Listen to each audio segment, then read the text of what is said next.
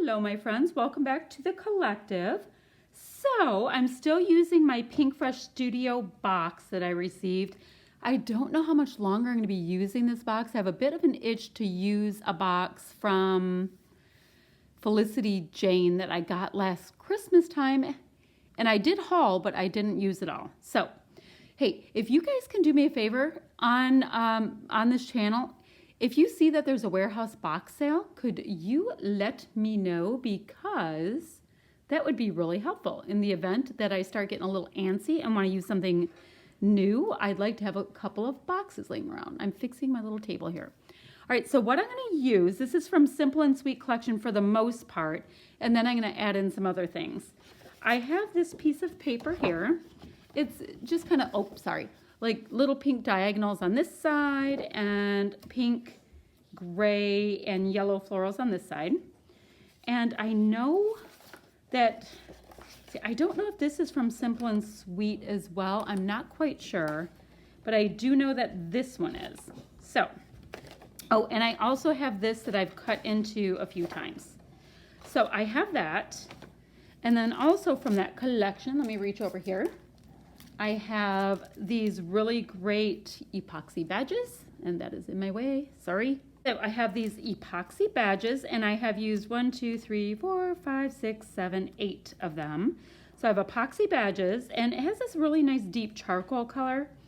And I think I'm going to bring out some of the charcoal black kind of touches. I have these frames here from Simple and Sweet, as well as enamel dots that I've used a partial pack of. Now I do have this handy dandy little box of a bunch of the different collections right here that I did get when I got the warehouse box, and I've just left it in the shipping box so I can grab it whenever I want to work on it and if I have a photo that works. The photos I'm going to be using are these photos right here of my youngest daughter Ryan in Traverse City. We're at Cherry Republic, and if you've ever gone there, you know that they have 5 million samples out and you gobble them all up and you can't help yourself. Okay. And then from Scrap Squad, I'm going to be going ahead and scrap lifting their scrap lift number 9. So that's as far as I know, and I'm going to go ahead and fast forward the next bits and do a voiceover for that part. All right, wish me luck. So in the scrap lift I'm doing, there's a really strong color, and I think it was in the blue family on the far right side, and I was kind of digging the really strong contrast of that, so I went ahead and fully did the exact same thing. Now I don't know if in the scrap lift they put their paper underneath the background paper or if they put it on top, but in the interest of doing something ever so easy, I went ahead and just put it on top.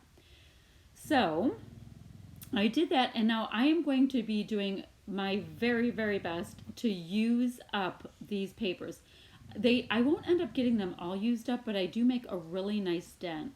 Now the funny thing is, I think this Simple and Sweet collection is just adorable. It's a stunning collection, and it's nice that it's super usable for a lot of different scenarios. It's what I mean by that is it's not extremely themey. You can really get some traction with it. So like I said, I am planning on getting as much traction as I can, so I'm having a bit of a fun time both trying to do the scrap lift, which my scrap lifts are never spot on. I mean, you kind of get the vibe and the feel from it. It's just like a sketch, same exact thing. It's a great jumping off point. And then you kind of see what's in the products that you're concentrating on, what you're doing, and then you just roll with it. I scrapbook about 99% of the time from either kits I have purchased or kits I've put together myself. So a lot of times, you know, they dictate, your products will dictate, if you scrapbook the way I do, they'll dictate the direction that you're going to go in. So like, for example, I did like the horizontal block design that I saw Okay, they have the vertical design, but then there was a horizontal kind of a block area where the photo was in the scrap lift, and I did like that idea. And my photos themselves, I'm just using two 3x4ish as well as frames. So I had this grid paper that seemed like a good way to break the massive amount of pattern papers. I do like me some patterns. So I broke it up, and this is going to allow the frames to show a little bit better. Now my photos are smaller than the frames as well. So what I'm going to do is I'm going to put the pictures on the front of the frames, and tucking them in where I can and all that kind of stuff. And I'm going to back the parts that you can still see through the frames with yet another pattern paper. Actually, not another one. I'm just using some scraps and some bits of pattern paper that I had already trimmed. Now you may hear a couple of interesting noises during this voiceover. I came into my bedroom trying to get a little silence. My two dogs followed me right in here, and I have one incessantly air licking. If you have a bulldog breed, you know about the weird air licking thing. And the other one is it has the fascinating ability to fall asleep in like a nanosecond. So yes, they are being noisy right on next to me. So in the beginning of this video, I told you that I wanted to get some of those charcoal touches in. So I went ahead and did clearly an ever so messy couple of lines with my sewing machine, which I thought would give me the ability to highlight the photo frame, but also bring another texture in. And you'll notice also that the photo that is on the right, the frame of the photo is at an angle because I was trying to go for a little bit of a whimsical feel, but the photo is totally squared up with the page. So not that it matters, I just thought I would point it out. So I went ahead and took a look at the other collections that I have in my warehouse box. And this one right here is the Case of the Blahs. And they did have this little sticker piece that says, "Why not?" I went through the Christmas collection. Nothing really worked there. The colors were just a little bit off. But Case of the Blahs was almost spot on with the coral color that they use, as well as, oh gosh, I'll remember when I see it. But the nice thing is, if you're using the same manufacturer, oftentimes they're going to have colors that are very similar from collection to collection, and you can mix and match a little bit between your collections. I mean, I do have a good time mixing manufacturers, and but I just figure, since I'm doing this collective, it's gonna, I'm doing my best to use the products that are still in my priority mailbox as much as I humanly can. And if I don't have them, then I gather stuff that's nearby me.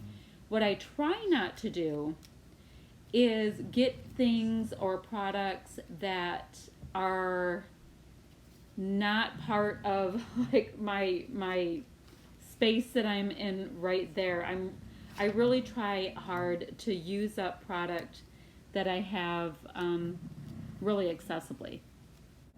So I went ahead and I auditioned a few different pieces here and there to see what I might want to do with this layout, and I did pull out a few pieces, and they are from a Case of the Blahs. I didn't have the ephemera for the Simple and Sweet collection from my warehouse box.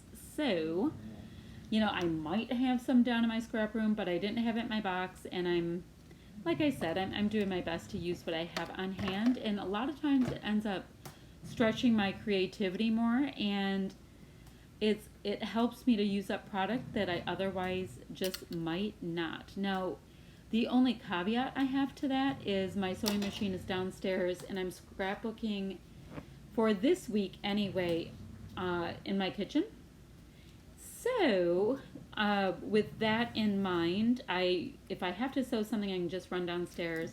And I've decided that if I also have to sew anything that I'm scrapbooking this week, it better be in black, because I'm feeling just a little bit lazy and I don't want to switch out my thread. That would be why. So I did not have a large Title Alpha kind of thing that would work for this. I do have some white and wood grain letters that are in the Christmas collection, but there's just not that many of them, so I couldn't spell much that would help me move along with my title. And in the scrap lift, they did have a fairly bold title area, and I wanted to replicate that. So what I did is I just went into my dining room where I have one of my other kits that are for one of my other series on my channel, and grabbed the alphas out of that.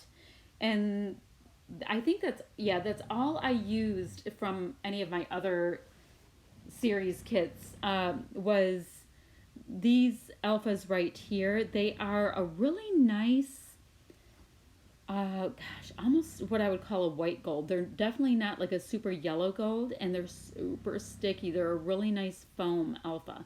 So I didn't have to use any additional adhesive on them, and I was able to just go ahead and get my title on.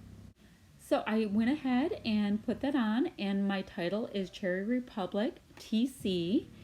And the TC they're puffy alphas they're also part of my warehouse box. And I'm using these black tile alphas that are part of the Case of the Blas sticker sheet. I absolutely love when manufacturers go ahead and add in a little alpha on the sticker sheets. It ends up letting us use our supplies.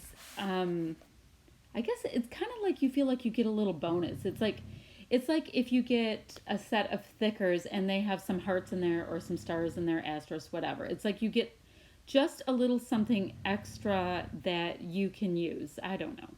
I know it's all the same space and all that kind of stuff, but I do like when they vary up the supplies on one sheet. All right, these are those really great epoxy circles, epoxy badges. I don't really remember what they're called, but they are great. They are nice and shiny. Most of this layout is very boxy, so it's giving me some round elements that I like. And I went ahead and tucked that really large one partially underneath that die cut that has the orange arrow. It breaks it up just a little bit. That's a really large epoxy badge, and thought it needed to be broken up so it wasn't just a circle hanging out there. So that ended up coming together nicely. So I reached into, I have like my little tool bin that is just to the left of me, and I went ahead and reached into it and got these Project Life little flare badges, and I am going to use one. I picked them up at Tuesday morning for a song, so I don't buy a lot of flare. Like I like those itty bitty ones that Tuesday morning had of Chamel's. I bought those twice. And if I see them again, I'll probably buy them again. The colors are great, but they're really small. They're like the size of a dime, and I really like those. Sometimes it's harder for me to use the really large flare, but this worked just fine. The colors were good, and I was able to get the Project Life flare on there for yet another dimension. You know, the epoxy is really nice and kind of flat.